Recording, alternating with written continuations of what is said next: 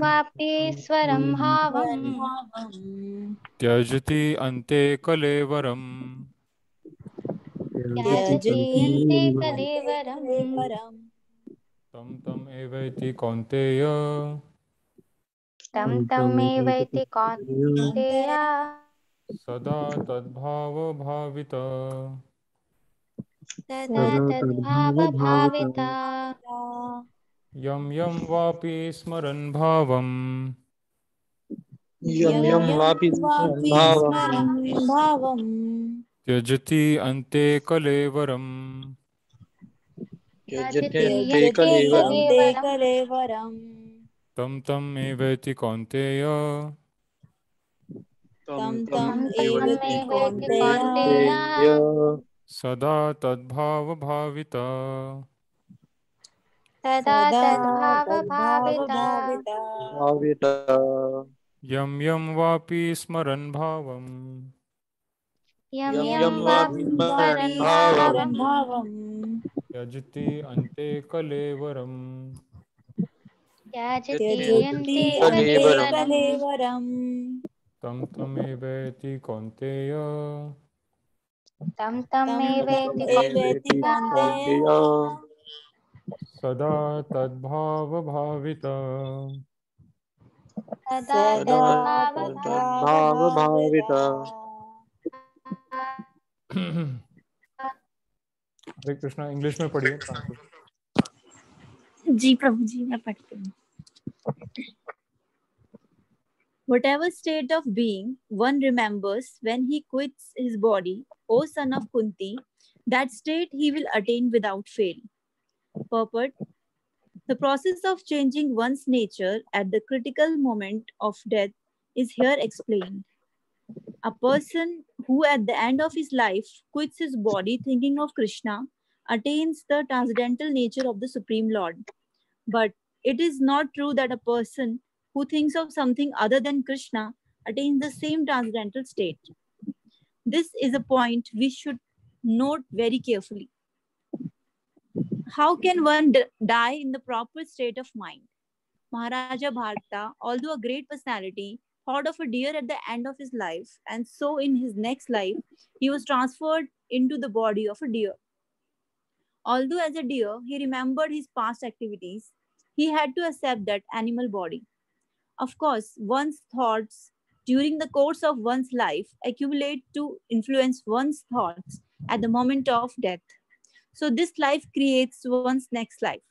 If in one's present life one lives in the mode of goodness and always thinks of Krishna, it is possible for one to remember Krishna at the end of one's life.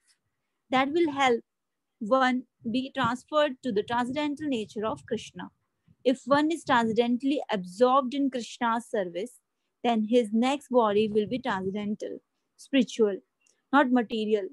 Therefore, the chanting of Hare Krishna, Krishna Krishna, Hare Hare, Hare Ram, Ram Ram, Hare Hare is the best process for successfully changing one's state of being at the end of one's life.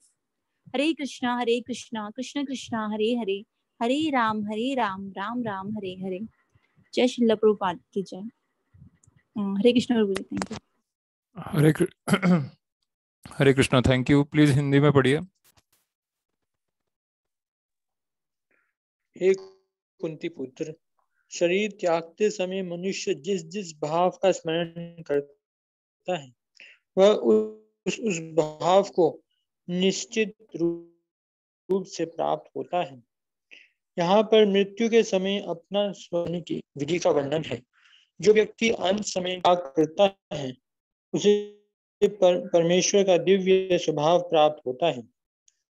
किंतु यह सत्य नहीं है कि यदि कोई मृत्यु के समय कृष्ण के अतिरिक्त और कुछ सोचता है तो उसे भी दिव्य अवस्था प्राप्त होती है। हमें इस बात पर विशेष ध्यान देना चाहिए। तो फिर कोई मन की सही अवस्था में किस प्रकार मरे।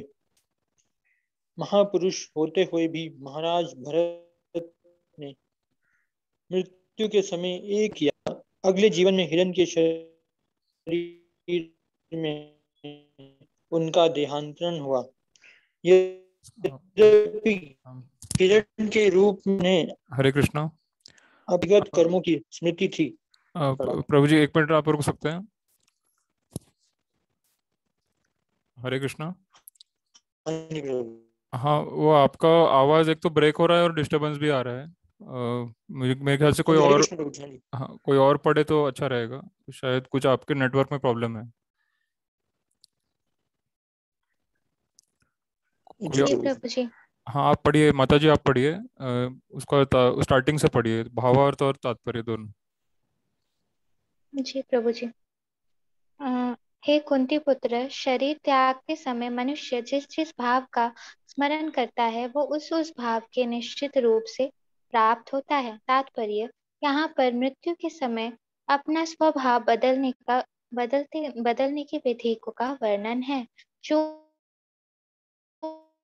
व्यक्ति अंत समय कृष्णा का चिंतन करते हुए शरीर त्याग करते हैं, उसे परमेश्वर का दिव्य स्वभाव प्राप्त होता है। किंतु ये सत्य नहीं है कि यदि कोई मृत्यु के समय कृष्णा के अतिरिक्त और कुछ सोचता है तो उसे भी दिव्य स्वभाव प्राप्त होता है। हमें इस बात पर विशेष ध्यान देना चाहिए। तो फिर कोई मन की सही अवस्था में किस प्रकार मरे। महापुरुष होते हुए भी महाराज भरत ने मृत्यु के समय एक हिरण का चिंतन किया, अतः अगले जीवन में हिरण के शरीर में उनका देहांतरण हुआ। यह भी हिरण के रूप में उन्हें अपने विगत कर्मों की स्मृति थी, किंतु उन्हें पशु शरीर धारण करना पड़ा। निस्संदेह मनुष्य के जीवन भर की विचार संचित होकर मृत्यु के समय उसके विचारों को प्रभावित करते हैं, अतः इस जीवन में उसका अगला जीवन बनता है। अगर कोई इस जीवन में सतोगुणी होता है और निरंतर कृष्ण का चिंतन करता है, संभवतः यही है कि उन्हें मृत्यु के समय उसे कृष्ण का स्मरण बना रहे। इससे उसे कृष्ण के दिव्य स्वभाव का प्राप्त करने में सहायता मिलेगी। यदि कोई दिव्य रूप में कृष्ण की सेवा में लीन हो रहता है और उसका अगला शरीर दिव्य अथवा आध्यात्मिक ही होगा, भौतिक नहीं। अतः जीवन के अंत समय अपने स्वभाव को सफलतापूर्वक बदलने के लिए हरे कृष्णा कृष्ण कृष्ण हरे हरे, हरे राम राम राम हरे हरे का जाप करना सर्वश्रेष्ठ विधि है। थैंक यू प्रभु जी। जय श्रील प्रभुपाद। हरे कृष्णा, जय श्रील प्रभुपाद। Thank you. तो ये श्लोक बहुत फेमस है और बहुत इम्पोर्टेंट है भगवत गीता में से। ये श्रील प्रभुपाद जी कई बार कोट करते थे ये श्लोक और इसके पहले वाला श्लोक, अंतकाले च मामेव स्मरन मुक्त्वा कलेवरम और यम यम वापि स्मरन भावम त्यजति अंते कलेवरम। तो ये दोनों पॉइंट्स बहुत इम्पोर्टेंट है। भगवान यहाँ पे इसके पहले के श्लोक में बोल चुके हैं कि जो अंत समय में मेरा चिंतन करके शरीर त्यागता है उसको तुरंत दिव्य स्वभाव प्राप्त होता है, उसको तुरंत कृष्ण की प्राप्ति होती है। इसमें कोई संदेह नहीं, इसमें कोई डाउट नहीं है। पर ऐसा कर पाना उसी के लिए पॉसिबल है जिसने पूरे जीवन में कृष्ण की सेवा की है, कृष्ण का चिंतन स्मरण किया है एक निष्ठ भाव से और पूरी एकाग्रता के साथ, जिसको कृष्ण चिंतन की आदत लग गई है। तो कृष्ण चिंतन की आदत लगाना इम्पोर्टेंट। अब आजकल हम देखते हैं कि हम सबकी आदतें खराब हो चुकी है। संस्कार के नाम से लोग हंसते हैं और संस्कार वर्ड आते ही लोग कान बंद कर लेते हैं और जो यंगस्टर्स है खास करके वो मजाक उड़ाते हैं। और आजकल जो हमारे कंटेंट जो बनता है टेलीविज़न पे, फिल्मों में, सॉन्ग्स के अंदर, वो कंटेंट भी बहुत गंदा है। उसमें बेकार की बातें होती है, काम वासनाओं से भरी पड़ी बातें होती है, शरीर की वासनाओं को बढ़ाने के लिए वो सारा कंटेंट होता है और वही हम देखते हैं, वही हम सुनते हैं। यहाँ पे पॉइंट बहुत इम्पोर्टेंट है कि हमारी जो चेतना है, हमारा जो मन है, बहुत ही नाजुक है और बहुत ही सूक्ष्म है। इसको कोई देख नहीं सकता। श्रीला प्रभुपाद जी अपने लेक्चर में समझाते हैं कि मन इतना सूक्ष्म है कि कोई उसको देख नहीं सकता। अगर कोई आपसे पूछे कि आप अपना मन दिखाइए, मन कहाँ पे है आपका, तो आप अपना मन दिखा नहीं सकते, बट आप अपने मन की बात बोल सकते हो। और कई बार हम अपने मन की बात बोलते भी नहीं हैं, मन में जो होता है हम लोग मन में ही रखते हैं और उसको व्यक्त नहीं करते हैं, या फिर हम झूठ बोल देते हैं, मन में कुछ और होता है और हम कुछ झूठ बोल देते हैं।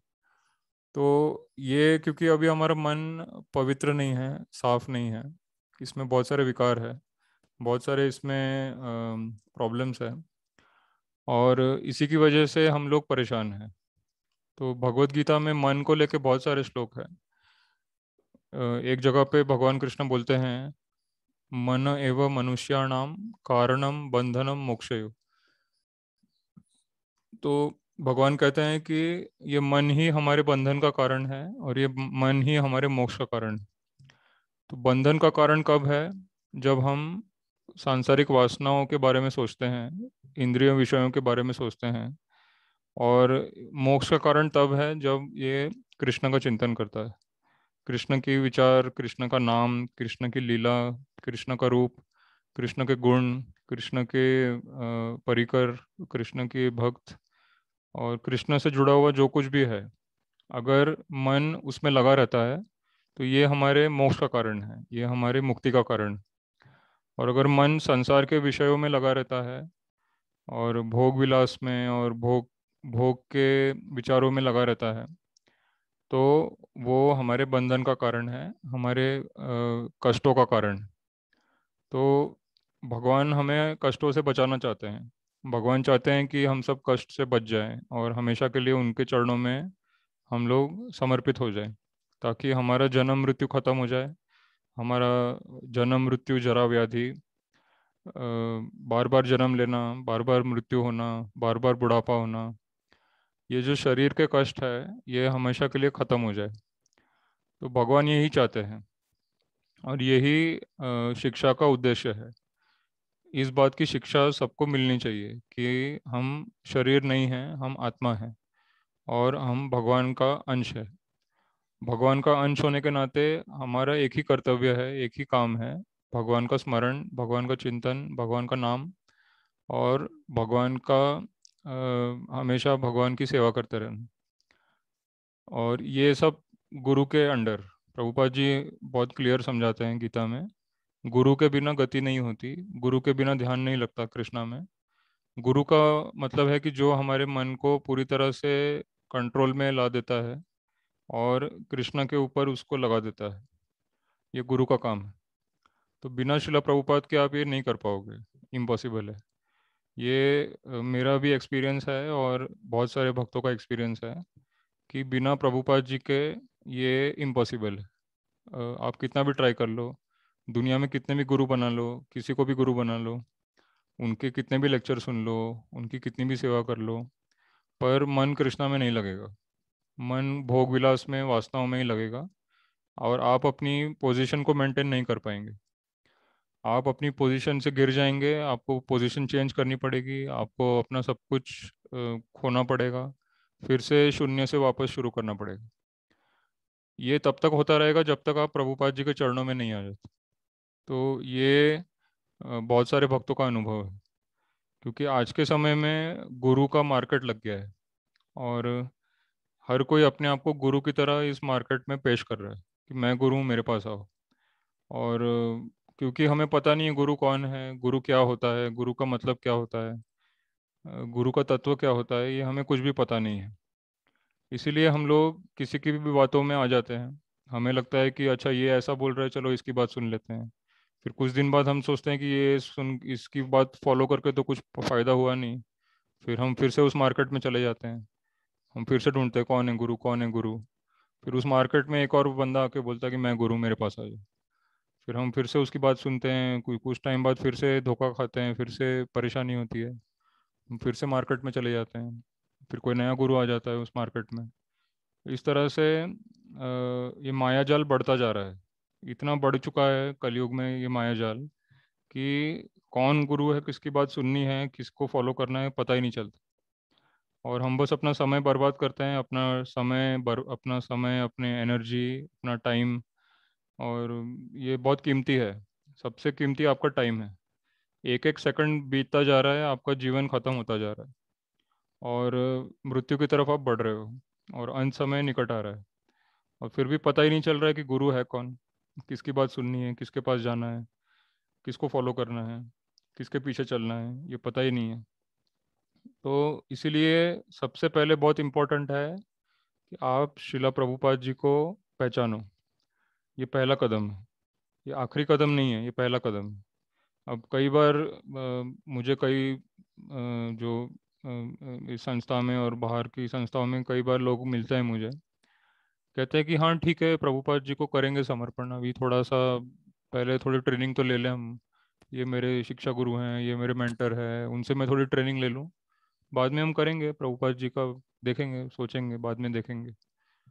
तो और कुछ लोग तो डायरेक्टली मना कर देते हैं, कहते हैं कि नहीं नहीं, प्रभुपाद जी तो चले गए, वो तो गुरु है ही नहीं, अभी ये जो है ये गुरु है, ये मेरे आंखों के सामने जो जिनको मैं देख सकता हूँ, जिनको मैं बात कर सकता हूँ, वही मेरे गुरु हैं। तो कुछ लोग तो माया में इतने फंसे हुए हैं कि वो तो दरवाज़ा ही बंद कर देते हैं कि नहीं, प्रभुपाद जी गुरु हो ही नहीं सकते। कुछ लोग थोड़े कम बेवकूफ़ होते हैं, वो बोलते हैं कि हाँ है, प्रभुपाद जी हैं गुरु, बट अभी थोड़ा मैं बाकी गुरुओं से थोड़ा सीख लूँ, थोड़ा सा ट्रेनिंग ले लूँ, और फिर मैं समर्पण कर दूंगा प्रभुपाद जी को। तो वो थोड़े कम मूर्ख है। हो सकता है कि वो सचमुच भविष्य में प्रभुपाद जी को समर्पण कर दे, और जो वास्तव में बुद्धिमान है वो तो पहला ही कदम में बोल देते हैं कि प्रभुपाद जी हमारे गुरु हैं, बस और कुछ।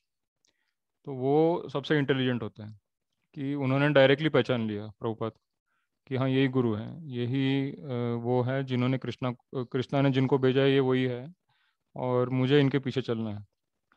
तो उनको बोलते हैं वास्तविक में बुद्धिमान, जिन्होंने गुरु को पहले ही नज़र में पहचान लिया और तुरंत उसके पीछे उनके पीछे चलने लगे।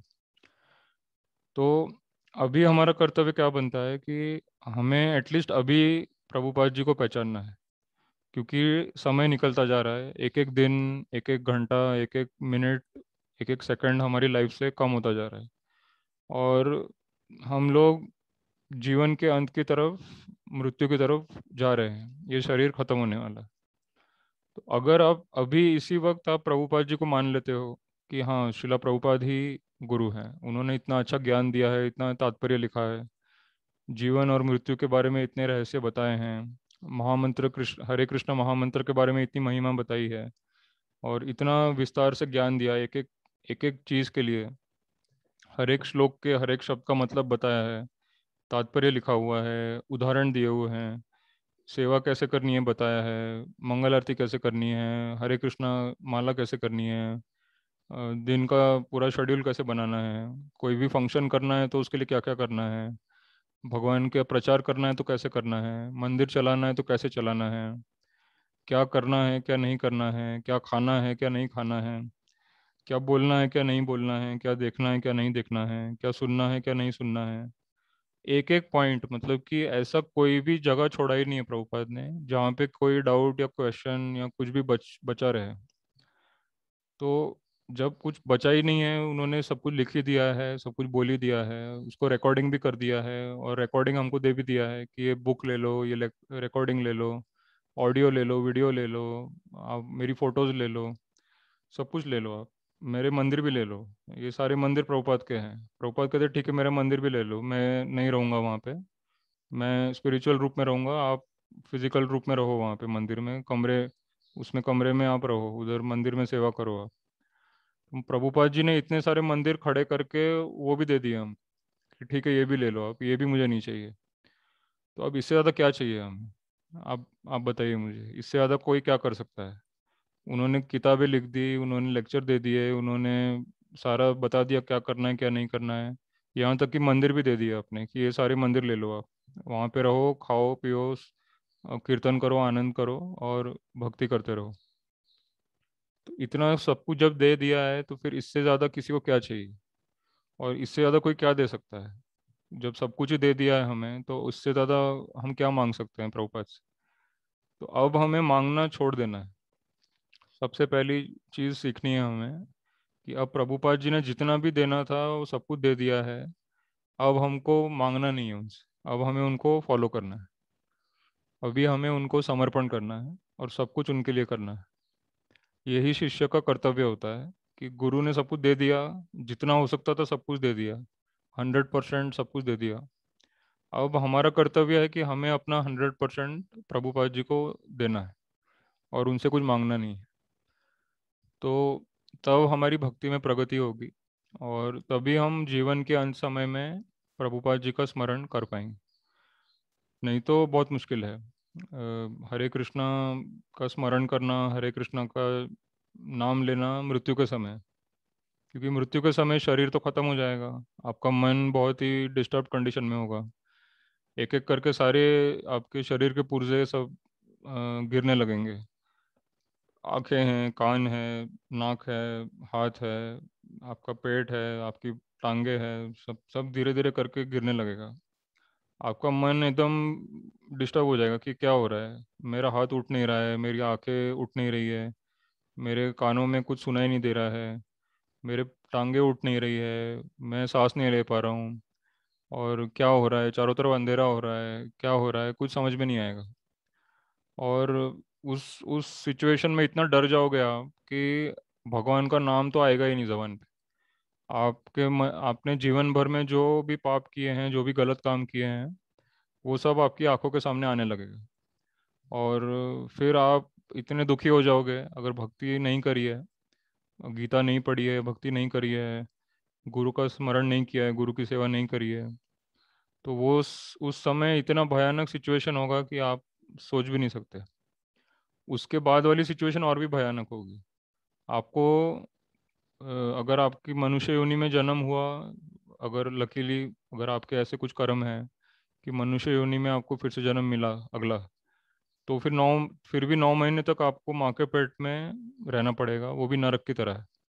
वहाँ पे अंधेरे में रहना पड़ेगा, पैर नहीं हिला सकते, हाथ नहीं हिला सकते, माँ के पेट में फिर से जाना पड़ेगा और फिर से वहीं पे 9 महीने के लिए आपको रहना पड़ेगा। और फिर इतना कष्ट होगा, इतना पीड़ा होगी। और फिर अगर भगवान की इच्छा हुई, भगवान की कृपा हुई, तो फिर आप बाहर निकल पाओगे। नहीं तो कई होते हैं जो अंदर ही मर जाते हैं, बाहर भी नहीं निकल पाते माँ के पेट से। तो बहुत भयानक स्थिति है। अगर फिर से जन्म लेना पड़ा, फिर से कहीं जाना पड़ा, तो फिर बहुत भयानक स्थिति है। ये सब शास्त्र में बताया हुआ है कि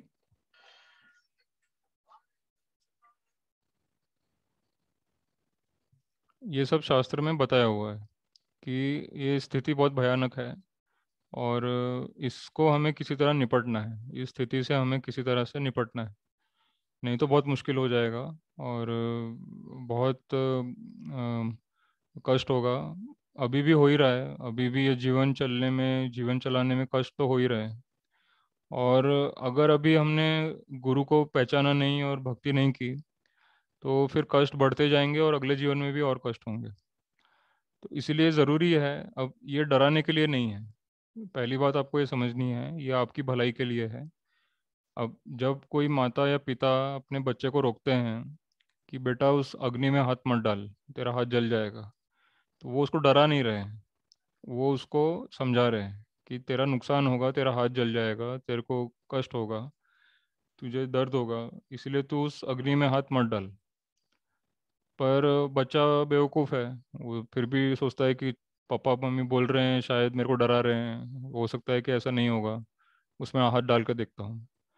तो फिर हाथ जल जाता है उसका, उसको कष्ट होता है। फिर उसको अकल आती है कि पापा मम्मी ने बोला था तो मैंने बात सुननी चाहिए थी, पर तब तक तो हाथ जल गया, अब क्या करें, अब तो वो ठीक भी नहीं हो सकता। तो उसको पूरी ज़िंदगी उस जले हुए हाथ के साथ जीना पड़ेगा उसको। तो उसी तरह से भगवान और श्रीला प्रभुपाद ये हमको समझा रहे हैं बहुत प्रेम से, शांति से। इतना डिटेल में ज्ञान लिखा हुआ है, इतने सारे बुक्स लिखे हैं, इतने लेक्चर दिए हुए हैं, इतना सब कुछ दिया है, बस एक बात समझाने के लिए कि तुम तुरंत भगवान की शरण में जाओ और भगवान की शरण को छोड़ के कहीं मत जाओ। उनका नाम स्मरण 24 घंटे करते रहो, कभी छोड़ो मत, जबान से नाम कभी रुकना नहीं चाहिए। तो ये बहुत इम्पोर्टेंट है, ये हम नहीं समझते हैं और नहीं इसको सीरियसली लेते हैं, इसीलिए इतने कष्ट होते हैं। तो बहुत इम्पोर्टेंट है कि हम इसको बहुत सीरियसली लें, और ये सबके साथ हो रहा है। जितने भी लोग इस दुनिया में रहते हैं, करोड़ों लोग इस दुनिया में रहते हैं, सबके साथ यही हो रहा है और सबको ये सुनना और समझना बहुत ज़रूरी है। तो इसीलिए इसका ज्ञान समाज में सबको देना, सबको समझाना और सबको भक्ति कराना, सबको हरे कृष्णा जप जप करवाना और सबको भगवान के नियम कानून को फॉलो करवाना बहुत ज़रूरी है। ये नियम है, कानून है, इसको कोई तोड़ नहीं सकता। अगर कोई तोड़ता है तो उसको फिर से जन्म लेना पड़ता है, फिर से उसको कष्ट होते हैं। तो ये कानून की तरह फॉलो करना है, एक नियम की तरह फॉलो करना है और इसके परिणाम का भी सोचना है कि अगर नहीं हमने समर्पण किया तो फिर भविष्य कैसा होगा।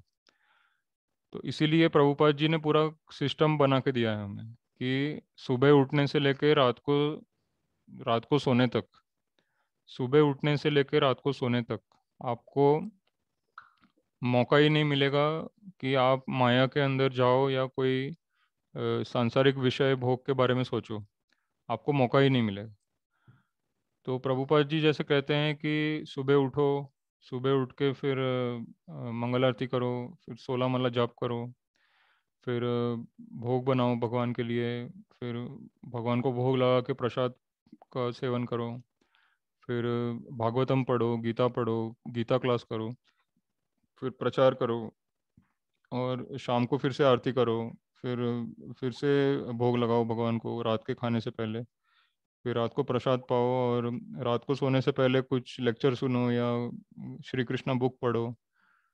तो इस तरह से सुबह 4 बजे से लेकर रात को 9-10 बजे तक, जब तक आपको नींद आएगी, पूरा का पूरा टाइम प्रभुपाद जी ने ऐसा सेट किया है कि आपको कृष्णा के अलावा और गीता और भागवत के अलावा आपको और कोई विचार आएगा ही नहीं और आप और कुछ करेंगे ही नहीं। तो फिर आप माया से बचे रहेंगे। तो जैसा आप आज करोगे वैसा ही आप कल करोगे और वैसा ही परसों करोगे। तो आज से अगर आप शुरू कर देते हो, आज से ही सुबह उठना, माला करना, गीता पढ़ना, क्लास में आना और भगवान की सेवा करना, भोग लगाना, ये आज से ही शुरू कर देते हो, तुरंत तुरंत प्रभुपाद जी को गुरु मान लो और तुरंत ये सब स्टार्ट कर दो। तो फिर अभी आज जो आप करोगे फिर आप कल भी करोगे, फिर परसों भी करोगे, इस तरह से एक एक करके आप करते जाओगे उसको और फिर आपका जीवन के अंत में भी आपको चिंता नहीं होगी, क्योंकि एक्चुअली जीवन का अंत ही नहीं होगा। अब प्रभुपाद जी ने आश्वासन दिया है कि अगर आप ये जीवन इस तरह जीते हो, भक्ति के तरीके से आप जीवन जीते हो, तो मृत्यु आएगी ही नहीं। तो एक्चुअली ये डराने के लिए नहीं है। अब कुछ लोग सोचते हैं कि ये मृत्यु के नाम से डरा रहे हैं, बट डरा नहीं रहे हैं, एक्चुअली मृत्यु से मुक्त कर रहे हैं। अगर आपने पूरी तरह भक्ति का जीवन अपना लिया और केवल भगवान का ही चिंतन करते गए 24 घंटे, आज भी, कल भी, परसों भी और हमेशा के लिए, तो मृत्यु कभी आपके आसपास भी नहीं आएगी, मृत्यु आपको हाथ भी नहीं लगा सकती। पर इस बात पे श्रद्धा होनी चाहिए, विश्वास होना चाहिए कि अगर मैंने ऐसा किया तो मृत्यु मुझे हाथ नहीं लगा सकती, मृत्यु मुझे कभी भी टच नहीं कर सकती। तो ये बहुत इम्पोर्टेंट है कि ये डराने के लिए नहीं है, ये समझाने के लिए है और ये आपको जन्म मृत्यु से मुक्त करने के लिए है। अगर आपने इस बात को समझ लिया और आज से ही इसको अपने जीवन में ग्रहण कर लिया, तो फिर भविष्य में जो आपकी मृत्यु होने वाली है वो कभी होगी ही नहीं। वो जो भविष्य की घटना होने वाली है वो घटना ही खत्म, मतलब वो घटना होगी ही नहीं कभी, भगवान उस घटना को होने ही नहीं देंगे। बट वो घटना इसलिए होती है क्योंकि हम भक्ति अभी नहीं कर रहे हैं। तो अभी जो हम करते हैं उससे भविष्य तैयार होता है। अभी हम भक्ति नहीं करते हैं इसीलिए भविष्य में मृत्यु होती है। और अभी अगर हम भक्ति करते हैं और करते रहते हैं, मतलब बिना रुके हम बस अपने जीवन को उसी तरह ढाल देते हैं कि भगवान के लिए ही सब कुछ करना है, भगवान का ही नाम लेना है, उन्हीं का दर्शन करना है, उन्हीं के बारे में सुनना है, उन्हीं का प्रसाद ग्रहण करना है, उन्हीं के बारे में बोलना है। इस तरह से अगर आप सब कुछ भगवान के ही संबंध में करेंगे अभी इस वक्त, तो फिर भविष्य में जो होने वाला बुढ़ापा और मृत्यु है वो कभी आएगा ही नहीं। तो इसीलिए ना तो भगवान बूढ़े होते हैं, ना ही राधा रानी बूढ़ी होती है, ना तो हनुमान जी बूढ़े होते हैं, ना तो राम जी बूढ़े होते हैं। भगवान और भगवान के जो भक्त है वो कभी बूढ़े ही नहीं होते, उनको मृत्यु नहीं होती, वो चिरंजीव बन जाते हैं। तो हनुमान जी को भी चिरंजीव कहा जाता है, और जितने भी राधा रानी हैं, यशोदा माई है, नंद बाबा है, बलराम जी है, कृष्णा के भाई हैं, कृष्णा की गोपियां हैं, कृष्णा के ग्वाले हैं, ये सभी चिरंजीव है। चिरंजीव मतलब उनको कोई मार ही नहीं सकता, क्योंकि वो हमेशा कृष्णा के स्मरण में रहते हैं, राम के स्मरण में रहते हैं। तो हरे कृष्णा हरे राम का मतलब यही होता है। हरे कृष्णा हरे राम मतलब कि हे राधा रानी, हे सीता मैया, मुझे राम जी की, कृष्णा जी की सेवा में हमेशा के लिए लगा दो, और मेरा मन कभी भी उनसे भटके नहीं, मेरे मन में कोई और विचार ना आए, ऐसा मुझे बना दो। तो यही उद्देश्य है कि अगर हम ऐसे बन गए, पूरी तरह से कृष्णमय और पूरी तरह से राममय बन गए, तो फिर भविष्य में होने वाली ये जो घटनाएं हैं, बुढ़ापा, बीमारी, मृत्यु, ये सभी टल जाएगा, वो आएगा ही नहीं कभी। जब तक भक्ति करते रहोगे तब तक वो आएगा ही नहीं कभी। तो यही अमर होने का तरीका है। अब ये विज्ञान आजकल साइंटिस्ट को पता नहीं है, और आजकल के जो बड़े बड़े दार्शनिक या स्कॉलर या बड़े बड़े अपने आप को विद्वान समझने वाले लोग हैं, उनको भी एक ज्ञान नहीं है कि अमर कैसे बने, चिरंजीव कैसे बने। हालांकि वो अलग तरीके से ट्राई कर रहे हैं, अलग तरीके से कोशिश कर रहे हैं, पर वो जो कोशिश कर रहे हैं वो कभी सफलता नहीं मिलेगी उसमें, क्योंकि वो सही तरीका नहीं है। अब अगर बाल सफ़ेद हो गए हैं तो उस पर काला रंग लगा के कोई फ़ायदा नहीं है। आपका बाल सफ़ेद है तो फिर उस पर रंग चढ़ा के कोई मतलब नहीं है, आपकी मृत्यु आने ही वाली है। तो वही है कि सफ़ेद बाल की जगह पे काले बाल के साथ मरोगे। आपने पेंट कर दिया, बस सफ़ेद बाल पे पेंट कर दिया, बट मृत्यु तो वैसे भी आने वाली है। तो बस इतना ही दिलासा मिलेगा आपको कि मरते वक्त मेरे बाल काले थे, सफ़ेद नहीं थे, बट उसका कोई फ़ायदा नहीं है, क्योंकि मृत्यु अंदर से हो रही है। वो जो अंदर से आपका शरीर ख़त्म हो रहा है, तो बाहर से उसको पेंट करके कोई मतलब नहीं है। अब कई लोग होते हैं बुढ़ापे में, वो चले जाते हैं कॉस्मेटिक के पास, बोलते हैं मेरा चेहरा बूढ़ा दिख रहा है, थोड़ा मुझे जवान बना दो। तो वो बना देता है, वो तो उसको तो पैसा चाहिए, वो आपसे कुछ 2-3 लाख 10 लाख रुपए ले लेगा, वो आपके चेहरे को थोड़ा जवान बना देगा। तो बस आपको इतना होगा कि मरते वक्त मेरा चेहरा जवान था, बट उससे कुछ ज़्यादा कुछ फ़ायदा नहीं है। तो भगवान ये समझा रहे हैं अर्जुन को कि तुम्हें बस मुझ पे ध्यान देना है, मुझे मेरे मेरे नाम स्मरण पे ध्यान दो, मेरी सेवा पे ध्यान दो, तो मृत्यु तुम्हें हाथ नहीं लगा सकती। और यही हुआ महाभारत में। अर्जुन को, पांडवों को मारने 64 करोड़ योद्धा आए थे, बट कोई मार नहीं पाया उन्हें, और अंत में पांचों पांडव खड़े थे, किसी को कुछ नहीं हुआ, क्योंकि वो कृष्णा की शरण में थे। यही सिद्धांत है, यही सत्य है कि बस कृष्णा की शरण में रहो, भगवान के नाम स्मरण में रहो, माया से बचने का प्रयास करो, और प्रभुपाद जी की शरण में आ जाओ, तो फिर मृत्यु भी आपको हाथ नहीं लगा पाएगी। ये श्लोक का तात्पर्य है। यहाँ पे किसी को कोई क्वेश्चन या डाउट है तो पूछ सकते हैं।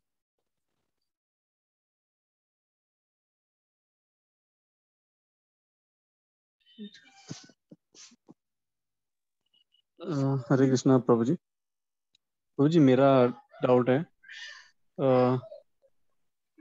इंडिया में कई जगह पर ये प्रथा है कि जब कोई मर रहा होता है तो उसे भगवत गीता या और कोई हमारे स्क्रिप्चर्स का, जैसे भगवत गीता के 18 चैप्टर सुना रहे हैं उनके कानों में। वो भले वो खुद जो मरने वाले हैं वो खुद बोल नहीं पाते बुढ़ापा से या कोई और कारण से, तो उनको ये भगवत गीता सुनाते ताकि मरते समय वो भगवान की बातें सुन रहे हैं और उनको शायद मोक्ष मिले या शांति मिले।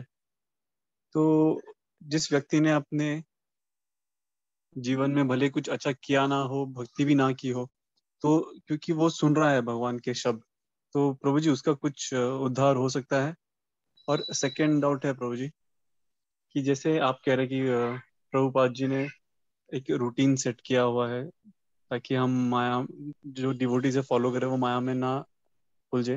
लेकिन बाकी जैसे प्रभु जी, जैसे मेरी लाइफ है, मैं तो प्रभु जी अपने जो ये लाइफ में, प्रोफेशनल लाइफ या पर्सनल लाइफ में, तो हमारा रूटीन ही अलग है प्रभु जी। तो उसमें हम कैसे करें, क्योंकि इसमें तो माया बहुत स्ट्रांग है।